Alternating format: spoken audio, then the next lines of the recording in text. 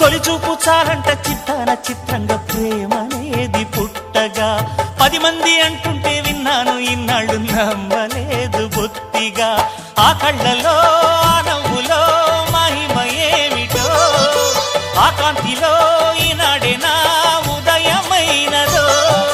మదిసీమలో ఇన్ని మరుమల్లే గంధాలు మునుపెన్నడు లేని మృదువైన గానాలు మొదటి బలపు కథలు తెలుపు గేయమై తీయగా స్వరములు పాడగా